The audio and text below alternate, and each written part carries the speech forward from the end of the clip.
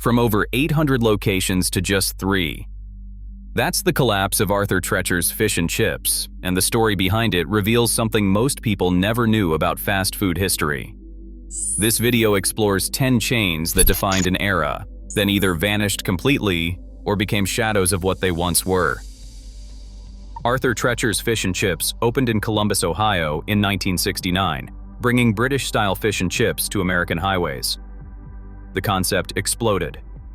By 1979, there were 826 restaurants spread across the country.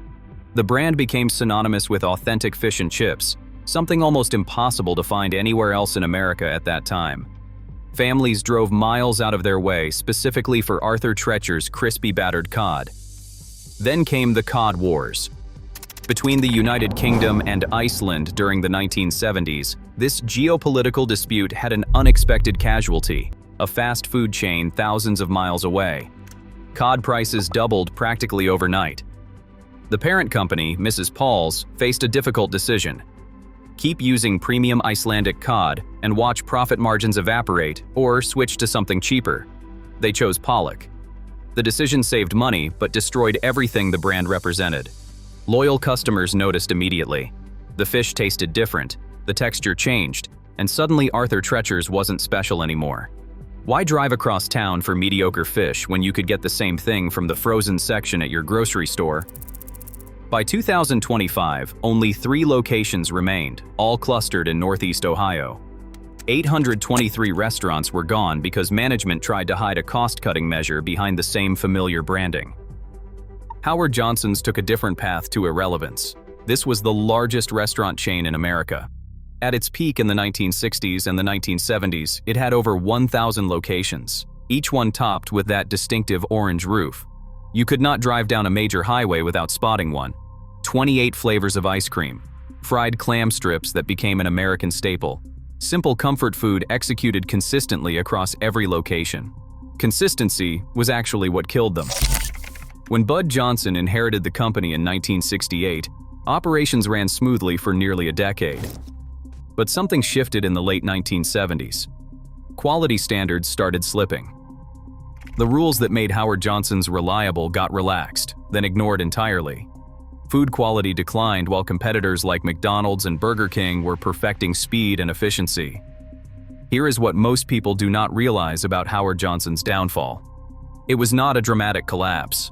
The company died from complacency, from assuming customer loyalty was permanent rather than earned daily. By the time management noticed customers were not coming back, the damage was irreversible. The last restaurant, located in Lake George, New York, finally closed in 2022. Not with headlines or nostalgia, just a quiet ending to what was once America's dominant restaurant empire. Burger Chef should have been McDonald's biggest competitor. In 1972, it had 1,200 locations compared to McDonald's 1,600. The gap was closing. The chain focused on smaller towns, building presence where McDonald's had not yet expanded. Smart strategy, solid execution, and then they did something revolutionary.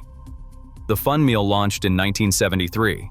A burger, fries, drink, cookie, and a small toy, all packaged together specifically for kids. This was the first kids' meal in fast food history. McDonald's did not introduce the Happy Meal until 4 years later. Burger Chef invented the concept that would become an industry standard, the marketing approach that would define how chains attracted families for the next 50 years. But innovation could not save them from tragedy.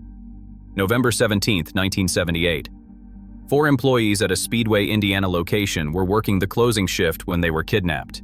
2 days later, their bodies were discovered in Johnson County. The murders were never solved, and the case remains one of the most disturbing unsolved crimes in fast food history. The publicity devastated the brand. Corporate ownership changed hands. General Foods sold Burger Chef to Imasco in 1982 for $44 million. Imasco also owned Hardee's, and the decision was immediate. They converted the profitable locations to Hardee's, let franchises near existing. Hardee's switched to other brands and closed everything else. The final restaurant using Burger Chef branding shut down in 1996. The chain that invented the kids' meal could not survive mismanagement and a tragedy that permanently associated the brand with something dark. Red Barn took a different approach to standing out. The restaurants were literally shaped like red barns, giant red structures along American highways that you could not possibly miss. Founded in Springfield, Ohio in 1961, the chain grew to between 300 and 400 locations across 19 states, plus outlets in Canada and Australia. Inside, they served the Big Barney, a double-decker burger that predated the Big Mac. They also pioneered self-service salad bars, another innovation that became standard across the industry years later. But here's where the story takes an unexpected turn. In 1978, United Servamation merged with City Investing Company's GDV division, which also owned Motel 6. The new corporate owners had zero interest in running restaurants. They wanted real estate, construction contracts, and financial services. Advertising for Red Barn stopped completely. Franchise leases were allowed to expire without renewal. No support, no marketing, no future. The last franchise lease expired around 1988, and with it went every red barn-shaped building that had once dotted the American landscape. Corporate neglect killed what competition could not touch. Geno's Hamburgers had something most chains did not: celebrity ownership. Baltimore Colts defensive end Gino Marchetti and running back Alan Ameche founded the chain in 1957 with close friends Joe Campanella and Louis Fisher. By 1959, when Marchetti became a full partner, the restaurant officially took his name. The appeal was immediate in Baltimore. Colts fans wanted to support their team captain, and the food delivered. The sirloinaire was made from actual sirloin steak. The Jumbo Gino competed directly with the Whopper. The Gino Giant went head-to-head with the Big Mac, and it launched before McDonald's version hit the market. 359 company-owned locations were operating when Marriott Corporation acquired the chain in 1982. Marriott's decision was swift and brutal: discontinue Geno's entirely and convert every location to Roy Rogers restaurants. Brand recognition meant nothing to the new owners. The last Geno's, located in Pasadena, Maryland, closed in 1986. The chain had tried expanding to Massachusetts and Connecticut, but Gino Marchetti's fame did not travel. People in New England had never heard of him, and worse, they confused Geno's with the already famous Papa Gino's pizza chain. Regional celebrity could not scale nationally, and corporate acquisition finished what geography started. Arthur Treacher's Fish and Chips wrote a simple concept to massive success. British-style fish and chips, fast and affordable. Founded in Columbus, Ohio in 1969, the chain exploded.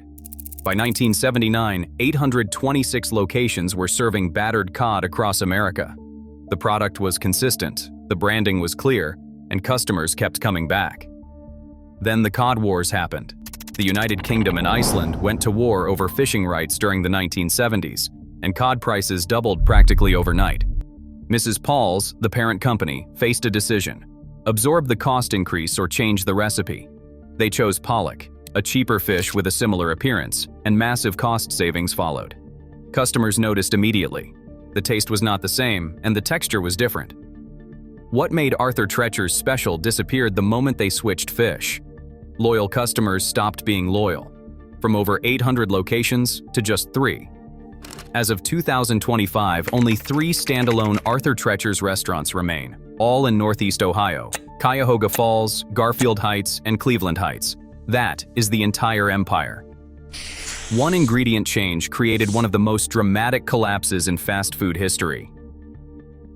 Chi-Chi's was supposed to be the Tex-Mex chain that dominated America. Founded in 1975, it grew aggressively. 230 locations at peak expansion spread across the United States and even into Europe. The restaurants were massive, some reaching 12,000 square feet. Beautiful spaces, but way too big to operate profitably. The overhead crushed them. Then they made a strategic mistake that seems obvious in hindsight. They tried expanding into Texas, New Mexico, and California, states where authentic Mexican food was everywhere, where competition was fierce and customer expectations were impossibly high. Chi-Chi's could not compete with local establishments that had been perfecting recipes for generations. The company filed for Chapter 11 bankruptcy in October 2003. 1 month later, everything got infinitely worse. In November 2003, the largest hepatitis A outbreak in American history traced back to a single Chi-Chi's location at Beaver Valley Mall near Monaca, Pennsylvania. Contaminated green onions caused the outbreak. 4 people died. 660 others got sick. The investigation, the media coverage, and the lawsuits followed. The brand became associated with one of the deadliest foodborne illness outbreaks ever recorded in the country. On the weekend of September 18, 2004, all 65 remaining Chi-Chi's restaurants closed permanently. But here is the twist nobody saw coming. On October 6, 2025, the first restaurant in a revived Chi-Chi's chain opened in St. Louis Park, Minnesota. Nostalgia is a powerful thing. Powerful enough, apparently, to overcome a tragedy that killed 4 people and sickened hundreds. These chains did not fail because they made bad food. Most of them invented concepts the entire industry still uses today: kids' meals, self-service salad bars, double-decker burgers. They failed because of decisions made in boardrooms by people who did not understand what made the brands work. Corporate owners who cared about real estate more than restaurants. Recipe changes that saved pennies but destroyed customer loyalty. Expansion into markets they could not win. Tragedies that permanently damaged reputations. Success in fast food is not about having the best idea.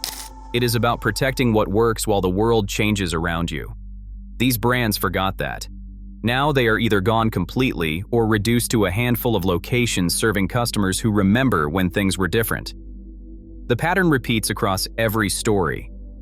Innovation means nothing without adaptation. Market dominance guarantees nothing without vigilance. A single wrong decision, whether it is switching from cod to pollock or expanding into the wrong markets, can unravel decades of success. These were not small local restaurants that quietly faded. These were national chains with hundreds of locations, billions in revenue, and customers who drove miles specifically to visit them. Yet corporate indifference, complacency, and cost-cutting turned industry leaders into cautionary tales. The few survivors exist as ghosts of their former selves, serving a shrinking base of nostalgic customers who remember when these names actually meant something. Fast food history is littered with brands that thought they were too big to fail. Every single one of them was wrong.